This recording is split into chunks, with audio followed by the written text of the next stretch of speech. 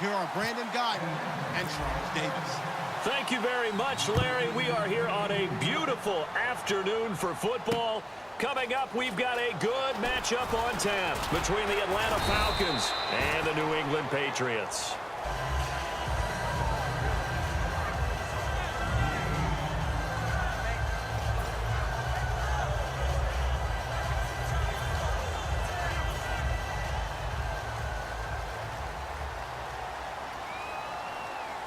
They come out with one back and three tight ends. Now a first carry for LeGarrette Blount. And he'll go down right at the 30-yard line. And LeGarrette Blount just does not go down easy. You know, from my experience as a defensive back, this was a difficult guy to try and tackle because of the force that he runs with, and he's not going to be daunted no matter it's the first quarter or the fourth quarter, Brandon. Well, what shocks me about last year, 18 touchdowns. I mean, the yards were pretty good, 1161. But when I think of New England, I don't think of a running back getting 18 touchdowns. Yeah, that to me, it was the combo that made the 2016 season for him. Most yards in his career, most touchdowns in his career by far. And he's the type of guy that, hey, you want to give it to me inside the 5? He doesn't believe anyone's going to stop him. Gronkowski's got it on the crossing route. Gronkowski may have had to miss the Super Bowl with the injury, but he was active in that parade, and now he's back on the field. And I'll tell you what, something you mentioned to me is that he was a big cheerleader for his teammates. Never hung his head through the injury, celebrated with him all the way through the title. We've seen superstars in the past, when their team does well without them, they're happy, but they recede into the background, right? They get out of the way because it does hurt them a little bit. They do have pride. They want to feel like, hey, without me, they may take a little bit of a step back. But with Gronk, you never saw that. You saw him with him every step of the way, cheering his team on, happy for their success. They went 11-0 without him in 2016. But I know this, they don't want to try it again. They want the big fella back. And they do exactly what they wanted to. Opening drive, they get into the end zone. They do it on the ground. And not only is the person lugging the ball happy, of course, because he got it into the end zone. How about the offensive line? To gain here on third down.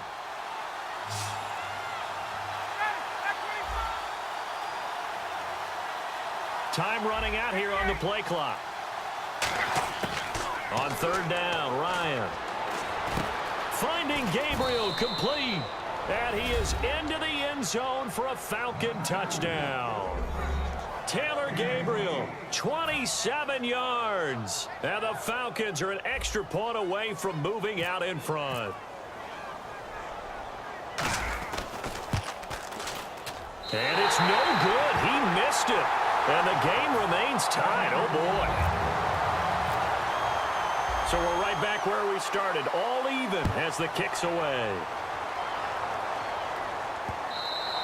And this will be a touchback as that sails over the end line.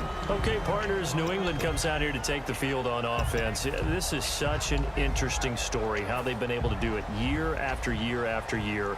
Guys talk about parity in the NFL. Well, New England has kind of transcended that parity, and they've done it with guys that you don't normally think of as household names. The parts keep changing for New England. That's the amazing part. On offense, all right, offensive linemen change, receivers change, running backs change. We know the one constant is Tom Brady, and that's a huge deal for them. But to be able to do it in what you call the parity times, and you're exactly right, everyone's supposed to be pretty equal. New England still a top 10 offense year in and year out. In 2016, they were number 4. And that helped them with a number 1 ranked defense as well. A little lull in the action here to go over an offseason storyline that's kind of interesting. LA a couple years ago, they have no teams, and now they're going to have 2 with the move from San Diego to LA. What does that mean for the league and for the Chargers? It seems like an easier transition, doesn't it, than St. Louis when they moved back to Los Angeles. Less culture shock. Less culture shock, less, obviously geography, the whole deal. But it's a transition that still is not going to be easy. Remember, they're going to go play in a soccer stadium, essentially, for at least the first couple of years before they share a stadium with the Rams. So that changes things. Obviously, trying to create an identity in the market they haven't been in a long time. They began as the Los Angeles Chargers, but only played 1 season as such. Not too many things get to a quarterback of this magnitude, but I think it's safe to say that pressure can get to any quarterback. He's obviously a great franchise quarterback, but felt the pressure, threw it incomplete. Here's Blount. And down inside the 15 he goes. And a nice carry there of 15 yards. We just saw what a lot of teams call a heavy set. 3 tight ends in the game. That signifies they want to run the football. Yeah, occasionally they'll play action and throw it, but most of the time, those guys on the field means strength, power, run the ball behind them. And now what a lot of teams are doing is they're taking an extra offensive tackle and putting him in a tight end number to give them even more blocking power. And we just saw it on that play. Brady gives now to Blunt. And he'll fight his way down right around the 12. Only a yard on the pickup there, so it leaves him needing a conversion here on 3rd and a tough 9. Play action. Now it's Brady. The best defensive lineman. They play with great leverage so they can get low and not get bowled over by offensive linemen. They have excellent hands. They can throw people off on a play. We just saw a great example of a really good run stop by a guy playing the defensive tackle position. And Gostkowski's kick is good.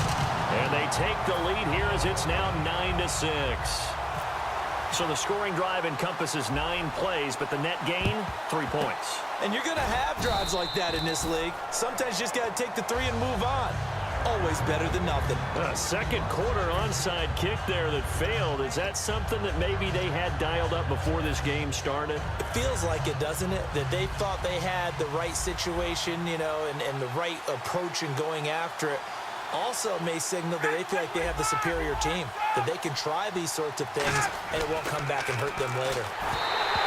Here's Ryan. He was looking for his tight end, Jacob Tammy, there. And now it's 2nd down. It's a tried and true formula, and I don't think it'll change for as long as we play football. If someone's trying to throw the ball and you can put pressure on them and make it tough, that's only going to help your defense. Yeah, he's since being hurried. He got rid of it before taking the hit, but incomplete. 2nd and 10. It's Ryan again. The Pats are going to get there. Down he goes. Jabal Sheard in there to drop him, and it'll be a loss of about 8. Okay, you know my bias is about to come out here. A lot of people think that the offense is just moving in the wrong direction. I'd say they're moving in the right direction because the defense is pushing them back. Former defensive guy. Now, as a quarterback 3rd and long, you really got to rally the troops here, don't you? Yeah, you do in a big way. And what else do you have to look out for? More pressure coming at you because it seems to be working pretty well. 3rd and long. It's Ryan. And that is incomplete. He was trying to hit Taylor Gabriel that time. And it's 4th down. Well, they've had a pretty frustrating first half here offensively and then just continued there with that incompletion. Yeah, definitely frustrating for them, but heartening for the other guys. Those stop troops, they're enjoying things right now because they've made it very difficult for them throughout the half. Oh, he'll field it in the end zone. So 1:56 to play in this first half. Back to Foxborough after this.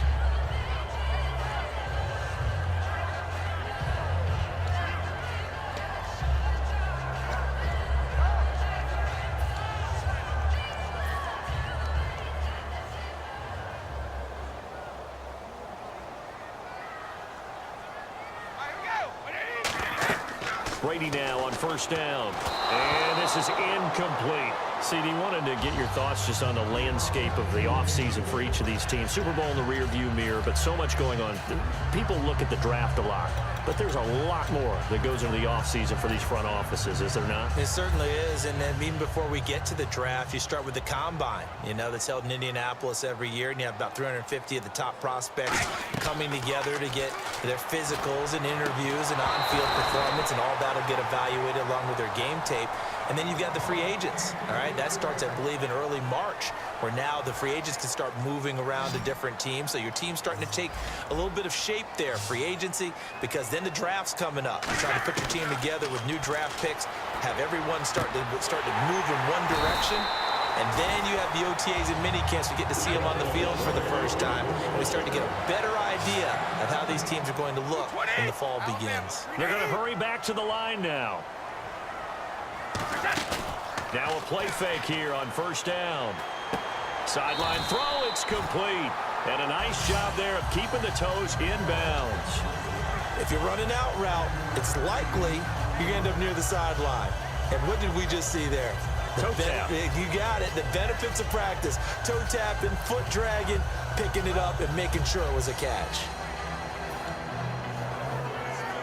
Completed pass play. Now let's see if they go back to the air or to the ground. They go play action for White. Now it's Brady. And that's going to be too high. Out of bounds and incomplete. He was looking for Julian Edelman.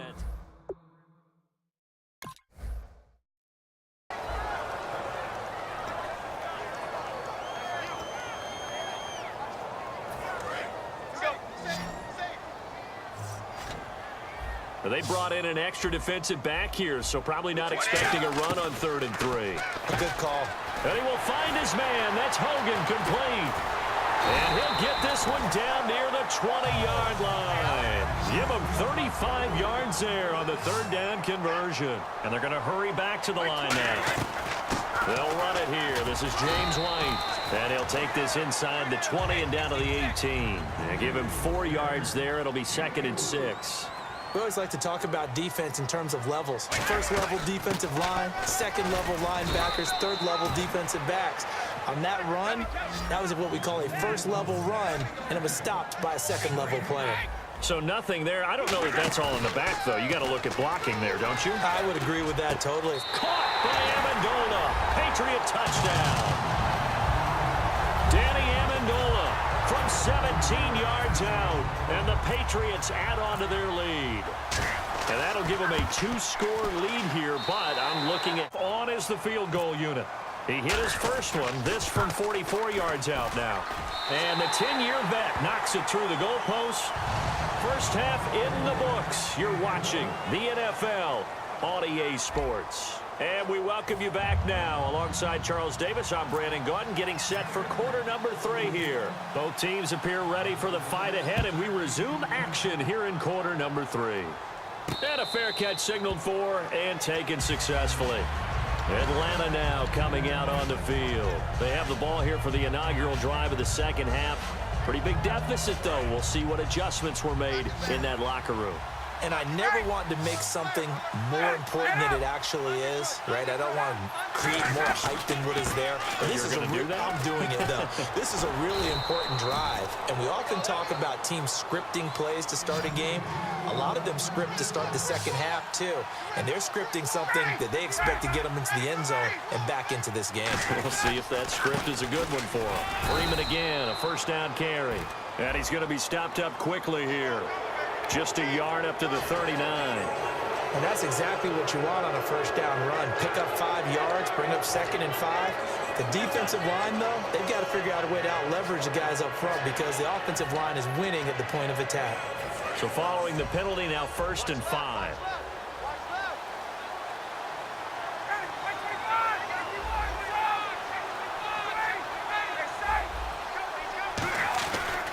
Coleman now. Trying to turn the corner, but they string him out and stop him at the line of scrimmage.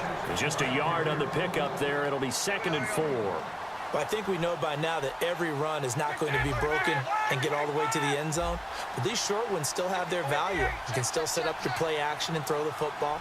You control the clock because you have the ball and they don't. And often the physicality sets the tempo for the game. Now it's Ryan. Incomplete on the right side. It's Tammy. And he'll go down right around the 47 this time. And when you're playing a quarterback with some experience and some moxie, you enter the danger zone when you decide to blitz him because if he's able to diagnose as he did on that play, he can hurt you downfield. He reads defenses so well, doesn't he? He really does, and the best part about that play for him, I don't think that was his primary target. I don't think so either. I think he had the read, figured out where the blitz was coming from, and went to a secondary target for a really nice game. And taking it across midfield and inside the 45. When you execute a drag or a crossing route really well and give them a chance to let it develop a little bit, you can gain some significant yardage hitting your tight end on that one. And they're going to speed things up here. Here's Coleman. They give him 14. Now we're going to get a timeout here called by the Patriots. It's just their first, so 2 remaining as they burn one here in this 3rd quarter.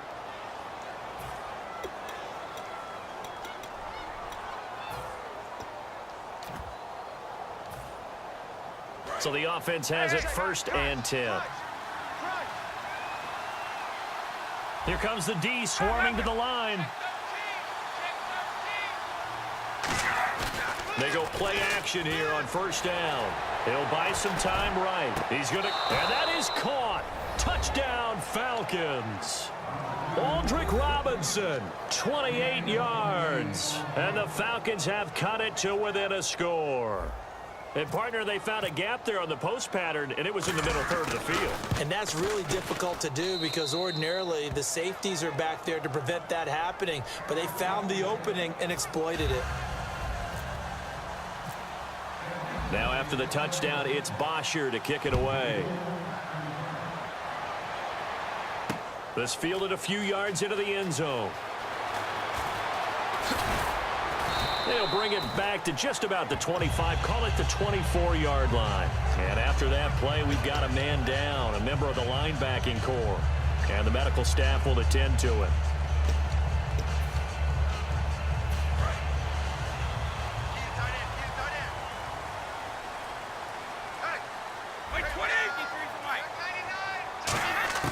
Brady now on first down.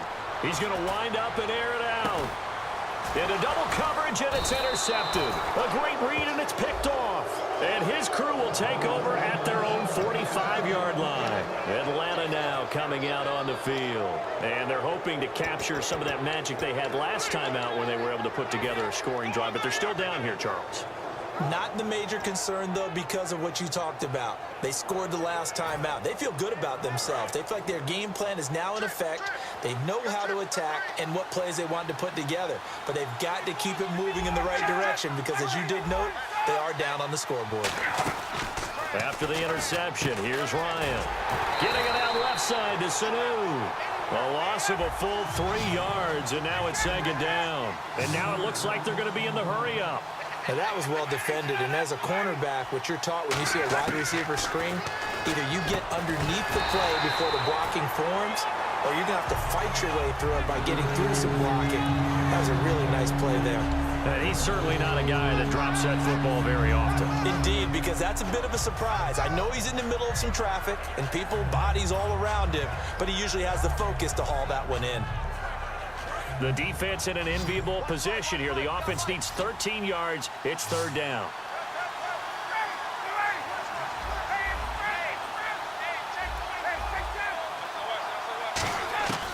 Third and long. It's Ryan. He's got Sanu. Mohamed Sanu with nobody ahead of him. Touchdown, Falcons. Mohamed Sanu, 57 yards. And the Falcons are an extra point away from moving out in front.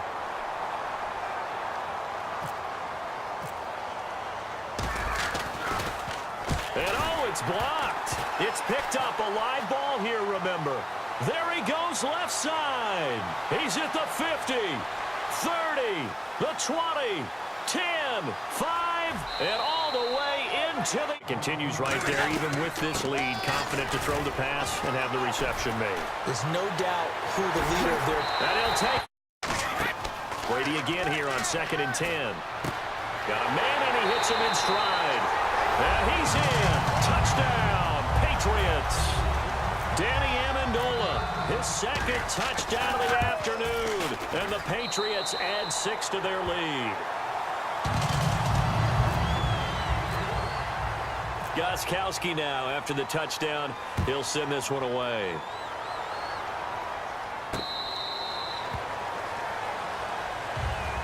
Atlanta now coming out on the field. And last time out, went for it on 4th down, turned it over, gave them great field position, turned it to 6 points, so they've got to recover here, Charles. It's amazing what one decision can do in the chain of events, right? The decision to go for it on 4th down. And he's going to be intercepted a 3rd time. Picked off by Patrick Chung, and he'll bring it back to the 9-yard line. Out comes the New England offense to see what they can do this time. And that recipe on their last drive that resulted in a touchdown looked pretty good, so they'll be hoping to do that once more. And it takes me back to when we sat with the offensive coordinator and the head coach. They felt pretty good about their game plan. And he's going to go down. Sacked right around the 17. Adrian Claiborne in there to sack him for a loss of 6.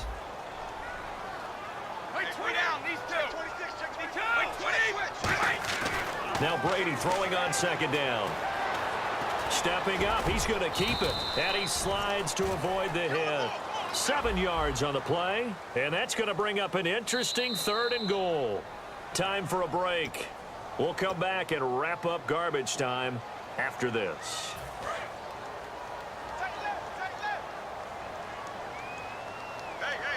An extra defensive back on the field here for 3rd and goal. That's complete right around the 8. And he'll take it into the end zone for a Patriot touchdown. Dion Lewis, he scored on the ground and through the air. And the Pats take advantage of field position on the turnover to cash this one in. And he's able to put it through. Gostkowski now after the touchdown. He'll send this one away. This fielded a few yards into the end zone. And the decision to come out is going to cost him 5 yards with a new rule as he's taken down right at the 20-yard line. Atlanta now coming out on the field. They're down big here late. I don't know. You just one last drive here for pride? Some people like to do that. I remember playing for a guy once. We were down huge, and someone said, "Coach, what do you want to call?" He just waved a hand like, "Who cares? Let's get out of here and do something some other time." But some teams like to do something at the end to feel a little bit better as they continue to move forward. Yeah, probably just want to put this one behind them. I like watching the wide receiver screen because it's a real teamwork play. Because guess what? The guy catching the ball, he'll get all the credit. But how about the people up to block in front of him, either fellow receivers or offensive linemen? That makes that play a really nice timing play, and sometimes it can break big. On first down, Ryan. Caught on the right side by Jones. And he's taken down, but not before he gets this into enemy territory across the 40. And depending on the type of screen called, especially when you're throwing it with one of your wideouts, it's different blocking. Sometimes you get great blocking from the other wide receivers helping you. And how about sometimes getting it from the offensive linemen who sell it like a regular screen pass and then get out in front of the receiver and help him get downfield. 7 yards on the pickup there, and it'll leave him with a 2nd and 3. And they're going to hurry back to the line now. On second down, Freeman. And they'll be inside the 25 now at the 24. Call it a gain of 7, and it gets them a new set of downs. So many teams want to throw the ball in this situation nowadays, but I love watching a team that has enough confidence to go ahead and run the football in that situation. That's almost a tendency breaker.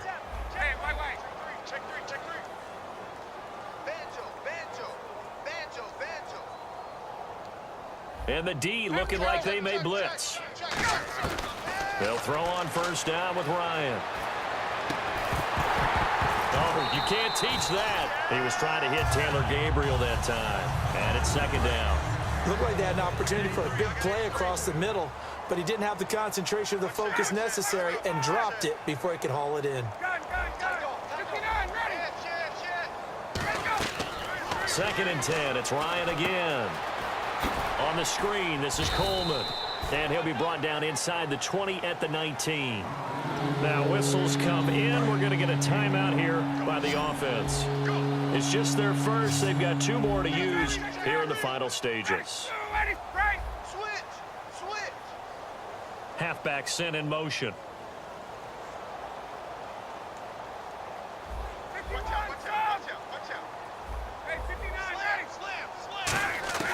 From the gun on third down, Ryan. It's caught. Jones.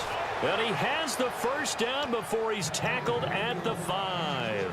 Now hold everything here. We're going to get a timeout by the offense. That'll leave him with just 1 remaining in this 4th quarter of play. Offense walks to the line for play number 7 of the drive. Let's go. Watch the shift. Watch the shift. Hey, got it. 21. Check nickel. They'll run here with Freeman. A loss of a full 3 yards, and now it's second down. Now whistles come in. We're going to get a timeout here by the offense. That'll be their 3rd and final stoppage here as we step aside.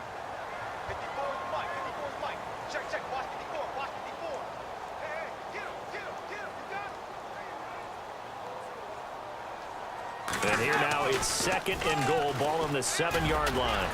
And they'll get him down here at about the 5-yard line.